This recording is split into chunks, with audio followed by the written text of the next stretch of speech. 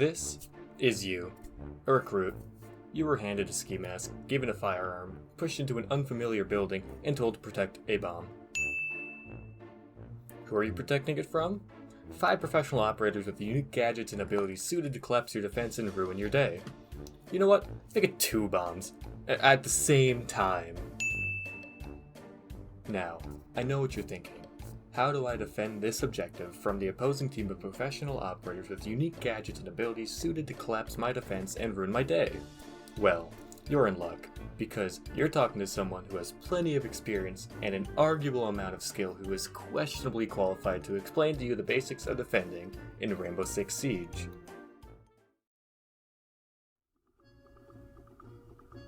To clarify, this will be more directed towards newer players, so if you're a veteran player and I say something that isn't completely compliant with the current meta or isn't optimal for higher tier play, it was probably for the sake of simplicity, understanding, and or relevance to lower ranks or experience. Anyways, speaking of newer players, before you can defend in Rainbow Six Siege, usually it's a good idea to know generally what Rainbow Six Siege is. Rainbow Six is a 5v5 objective-based competitive shooter. As intimidating as that sounds, it just means you shoot stuff tactically, with callouts, coordination, and fancy stuff like that. Oh, there's something there! Please! Damn it! However, the thing that sets apart Siege from some of the other shooters out there is the destruction system, allowing you to either tactically or recklessly obliterate any walls or soft cover between you and your opponents. One yellow stand, I think, maybe? Last one's in B.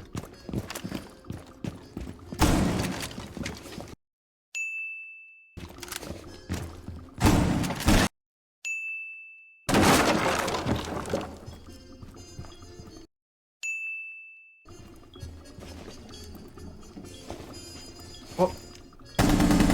It's a bad view. You can quench your thirst for destruction with tools such as bullets, buckshot, explosives, throwable explosives, explosives with a cell phone taped to it, tactical explosives, and last but not least, a sledgehammer. Additionally, there's a very large assortment of unique operators, giving each round a lot of personality based on which operators are selected for a specific round. The game was released on December 1st, 2015, and it's been having additional content coming out consistently every 3 to 4 months in the form of new seasons. Siege revolves around these seasons for their introduction of new playable operators, maps, weapons, etc. Every year has 4 seasons, keeping it very consistent and a very good method of tracking the age of Rainbow Six. As of this video being recorded, Rainbow Six is currently in Year 6, Season 1, and the season's called Crimson Heist, which came with its own burst of content and changes. And honestly, without getting into gameplay or how the game works, that's really all the context you need for Rainbow Six. It has a straightforward concept, simple progression through the years, very complicated gameplay. So, let's start talking about how to defend. Yeah, that's right. You gotta make decisions before you even get into the game. Luckily, all the decisions are localized at this nicely organized pre-round screen. First section is the Locations tab, which shows you all the sites you can defend. If you're playing quick play, all the sites will be grayed out except the one the game has chosen for you to defend. In unranked or ranked, you're able to choose which site to defend like this. Very simple so far. Let's move on to the Operators tab. That's a lot of operators. Okay, one of the main downsides of being new to R6 is the admittedly steep learning curve to the sheer amount of operators and their nuances.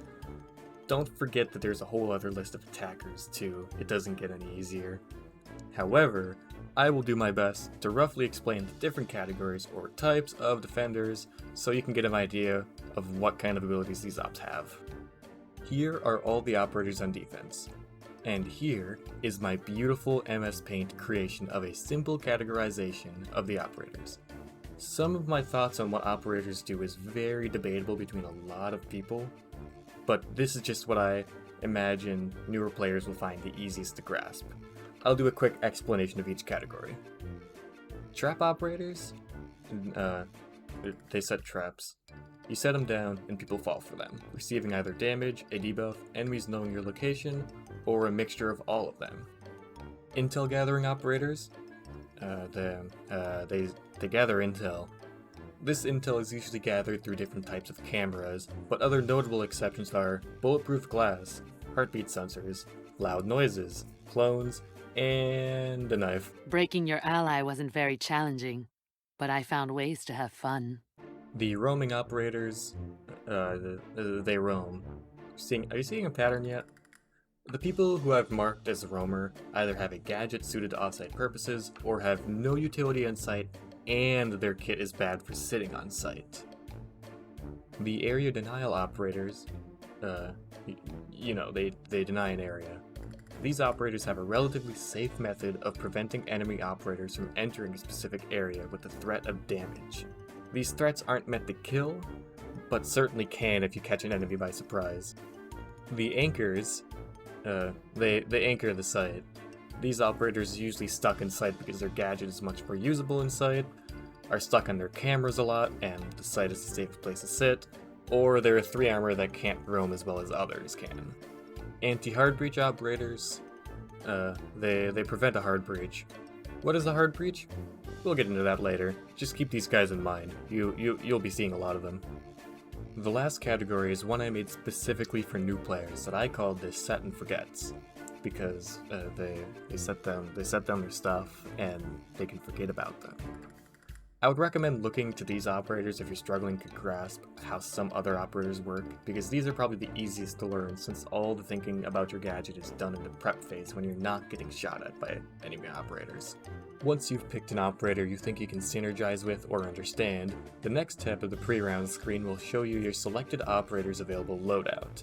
If I tried to talk about the guns in Rainbow Six, this video would probably extend into infinity, so I will super simplify it by saying for newer players, the most defender weapons are easy to control, shotguns are fun, and don't be afraid to use lower magnification sights on your weapons. The thing I will talk about from this tab is the secondary gadgets. Each operator has a choice between 2 of the 6 secondary gadgets defenders can have. Except Recruit, because he's special, he has a choice between all of them.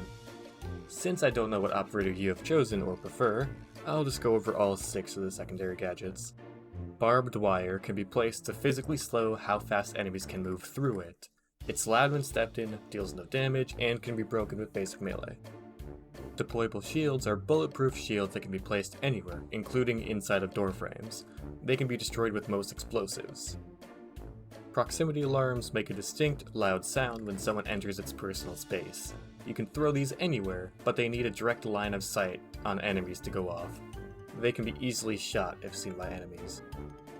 Impact grenades are throwable grenades that explode on impact, believe it or not. They're made for blowing up strategic holes in walls and not so much for killing enemies. They deal around 50 damage on impact with an enemy, so they're best used as a distraction if you're being aggressive with them. Nitrocells are the deadly version of impacts.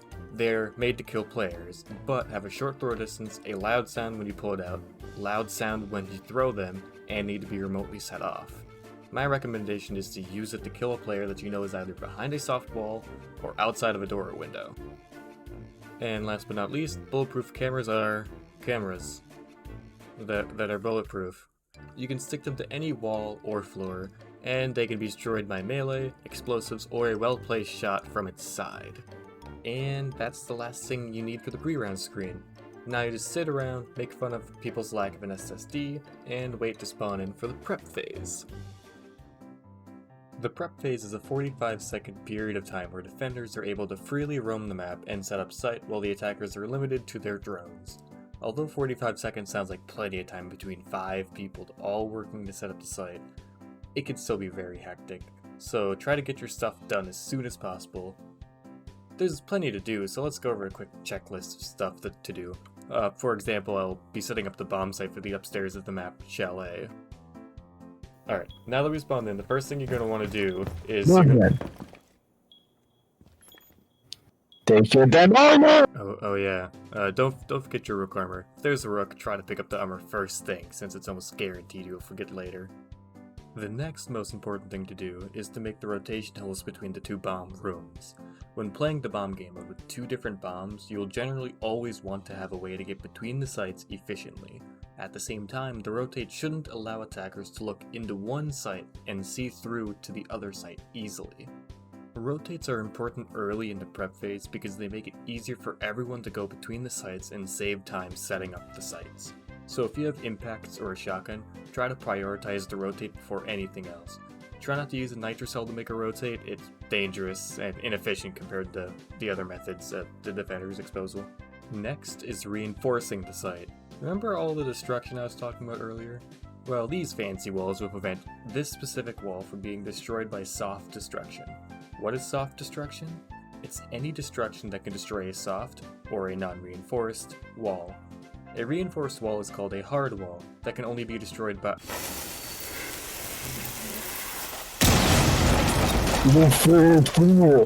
Oh yeah, hard destruction.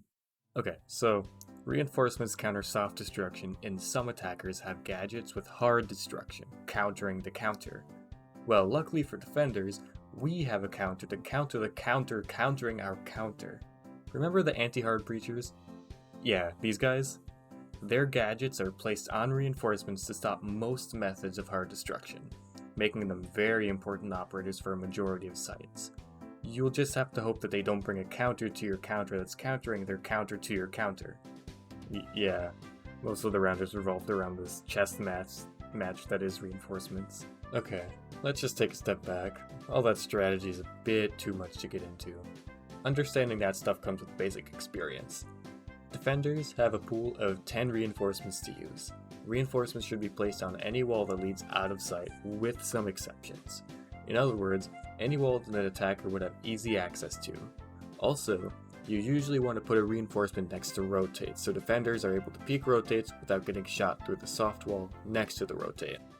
The next thing to check off our handy dandy to-do list is to place down any gadgets you have that needs to be placed down. Keep in mind, some operators should have their gadgets down sooner for different reasons, but most operators should have time after reinforcing to get their stuff down, including the secondary gadgets like barbed wire, bulletproof cameras, deployable shields, and or proxy alarms. I can't go into too much detail since all operators have such different uses for their gadgets, but learning how to use the different operators is half the fun in Rainbow Six. Lastly, if you're roaming or playing off-site, you should get off-site. After the prep phase, it usually takes around 15 to 20 seconds for attackers to get into the building, or positioned outside of it. So try to get where you want to be by then. As a note, effective roaming takes a good amount of map knowledge to pull off effectively. I'd recommend staying on or in a room adjacent to site for newer players to get accustomed to the maps and how each site will work and how attacks are pushed, stuff like that. By this time, you should have a nicely set up site that's generally accepted by a majority of Siege players. Now you just gotta sit around and wait for the attackers to actually push into the building. As you hear doors and windows being broken down, gunfire down the hall, and walls, ceilings, and floors exploding around you, you know the attackers are drawing near. Most Siege players would tell you that it's easy. Just click on the bad person's head and you'll win.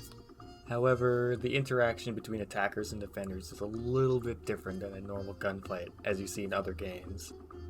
Defenders have the inherent advantage of defending. It's easier to defend than attack. This is because the defenders don't have to take risks necessarily. The attackers have to push, they have to peek, they have to be aggressive. To balance out the defender's advantage, attackers will generally have more powerful weapons, generally assault rifles and DMRs. Defenders have smaller, less powerful submachine guns. With this in mind, whether you're on or off site, you should try to press your advantage of defending as much as you can. You can do this by holding angles, preventing them from knowing your exact location, and moving when they figure out your location. Let's say you're stuck in a room, and there's an attacker that knows you are inside of this room, but not where you are inside of the room. You have the advantage since you have to just hold an angle on the door, while the attacker has to peek and scan the entire room looking for you, giving you time to frag them before they even shoot. Because they don't know your exact location, you get a huge advantage by hiding inside of a room, where you No, they have to come from just one doorway. Additionally, if they send in a drone to try to find where you are, destroying their drone and moving from the place they just saw you is a good way to mix up the knowledge they thought they had. Now that we have that out of the way, let's talk about different ways you can play while defending. I'll try to make this quick and concise, but still simple. The 3 playstyles I'll go over are the Anchor, the Roamer, and the Float. Just to preface, these aren't set in stone roles. Good players will switch their playstyle to take advantage of specific situations. Anchors stay on site. They anchor the site. The site is only so big, which means the name of the game for anchors is holding angles. Anchors should have a very good idea of where the attackers can push from, which angles are safe, and places that are not safe to hide in sight. It is also very important for them to know where the attackers are coming from and where their main push is directed towards. Roamers play off-site. They're usually very far off-site, making trouble for the attackers. They do this by getting picks, which are essentially free kills when a surprise roamer catches an attacker slacking on being aware or having intel. Additionally, the very fact that you're off-site will prevent the attackers from having freedom in the map, and will waste a substantial amount of time for the attackers. Time for the defenders is very important, because if the time runs out, defenders win. So while roamers should antagonize the attackers, staying alive and wasting time is a priority. A float is someone who's not exactly on-site, but not exactly off-site. Because of this, a float is an almost perfect middle ground between anchors and roamers. Floats will usually be playing in a room adjacent to the site. Similar to anchors, floats will hold angles to defend this room.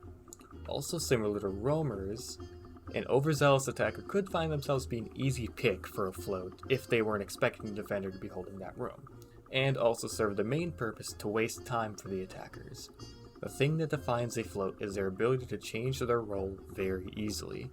If a float is getting pressured or is in danger, it's very easy for them to escape either in the site as a roamer, or further off-site, becoming a roamer. Yeah, that's everything I can explain without getting too technical.